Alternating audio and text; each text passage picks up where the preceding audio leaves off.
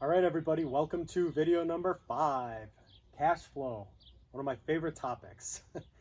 So hopefully you've watched the first 4 videos in this 5-part series. If you have not, go back. In the first video, we talked about the areas of the United States that I find advantageous to invest in, that makes sense, and that's Midwest and South. We also talked about focusing on markets that give you positive population growth and a diverse job market. In video number 2, we talked about finding areas that have good tenant-landlord laws and they're advantageous in the landlord's favor. And in number 3, we talked about finding markets that are having affordable property taxes. In video number 4, we talked about finding the right partners and building the right team to help you manage your property and create that cash flow. And so now we're going to talk about the numbers and the money side of it. After all, this is why we invest in real estate, right? We want to get paid each month. We want a little extra at the end of each month and each year. And we want that money that comes in, that mailbox money that we call it, that helps create that financial freedom. So for the sake of this example, we're going to use a property that is $100,000. And yes, you still can get a property for $100,000 in those markets I talked about, where the red circle was. If you don't know what the red circle is, go back to video number 1. So in these advantageous markets, we're going to get a property for $100,000, and we are going to take out good debt. We're going to take out a loan, and we're going to use the bank's money. So we're going to put $20,000 down. And we are going to finance $80,000. Now, one of the things that I look for in a market, if I choose to, before I choose to invest in that market, is I want to figure out what that rent to purchase price ratio is. And if you look this up, you might see some conversation on the internet around a 1% rule. Okay? So the 1% rule means if you can get 1% of the purchase price in rent per month, you're doing really well. Honestly, with the prices going up right now, it's becoming harder and harder to get 1%.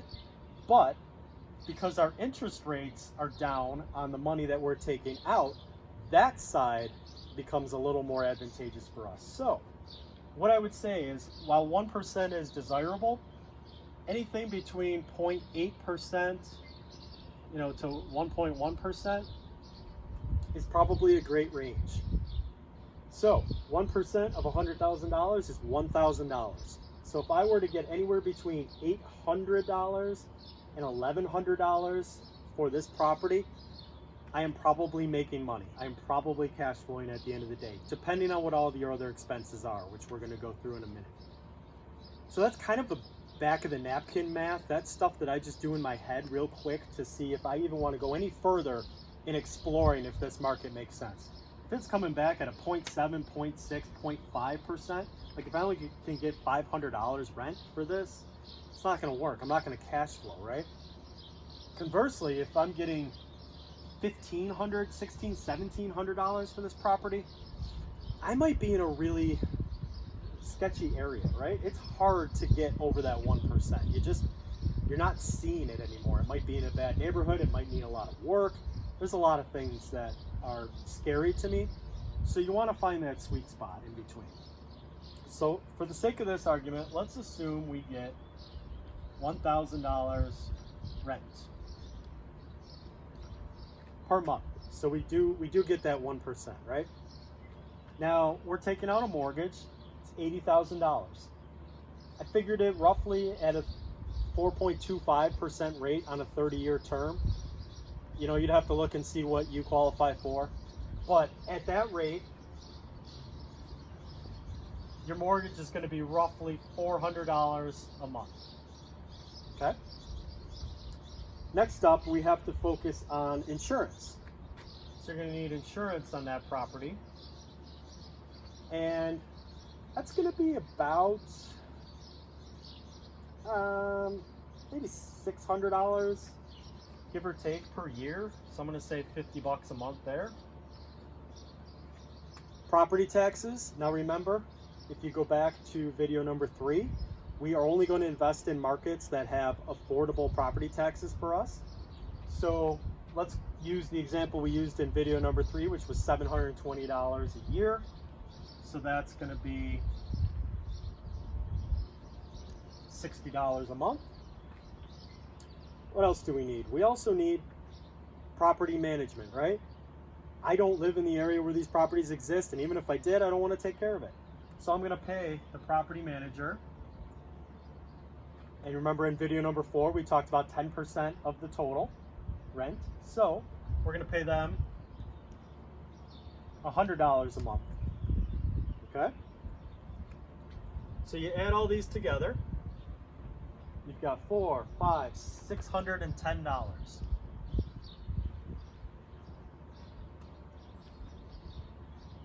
$610 in expenses, $1,000 in rent, means we have a profit or cash flow of $390 per month.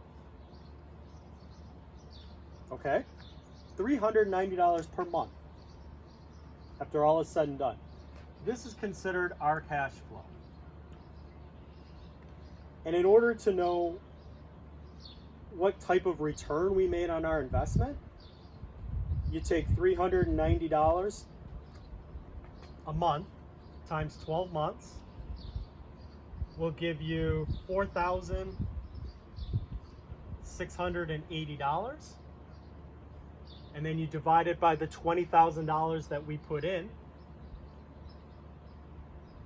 and that will give you a return of 23%.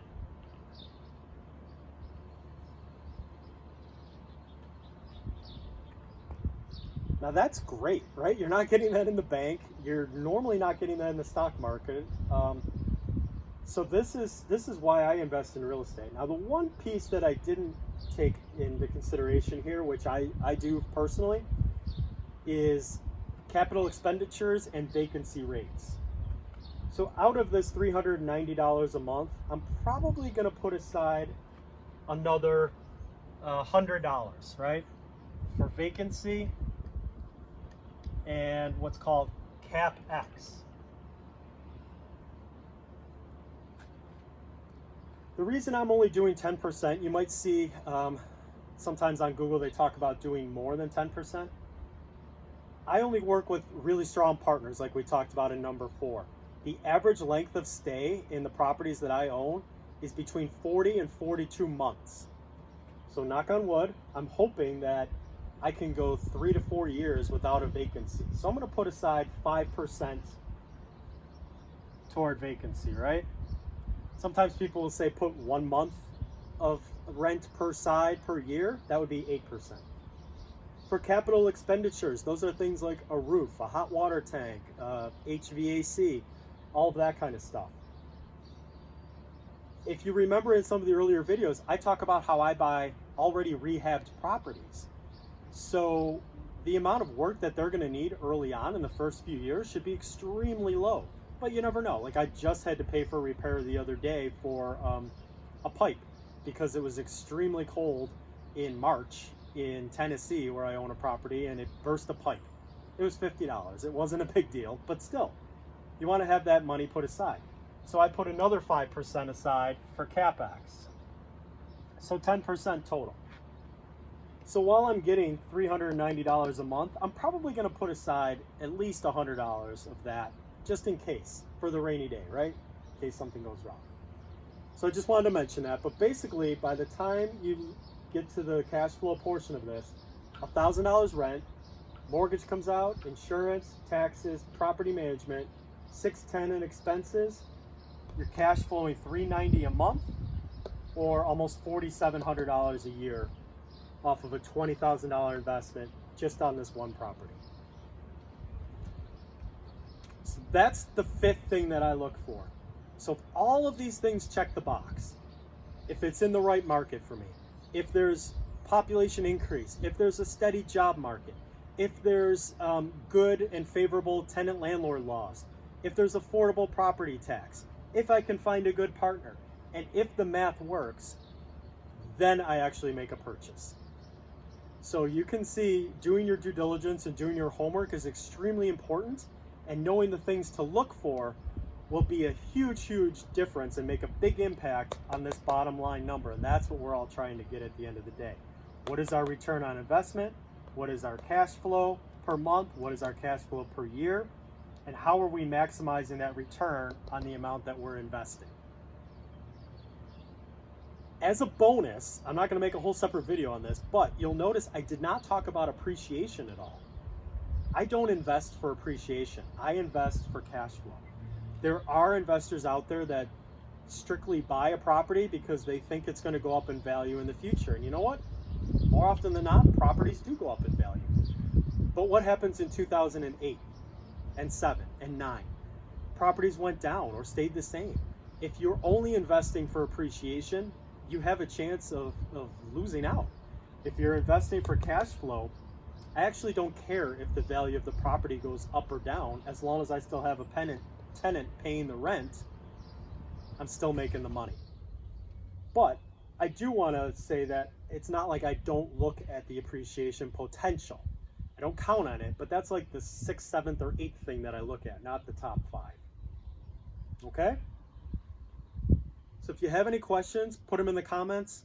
Again, I'm looking for anyone's knowledge or information or feedback around St. Louis, Kansas City, Birmingham, or the Dayton, Cincinnati markets. So put those in the comments, share this information, and check out IgniteMyMoney.com for a lot more of this type of information. Take care. Have a great day.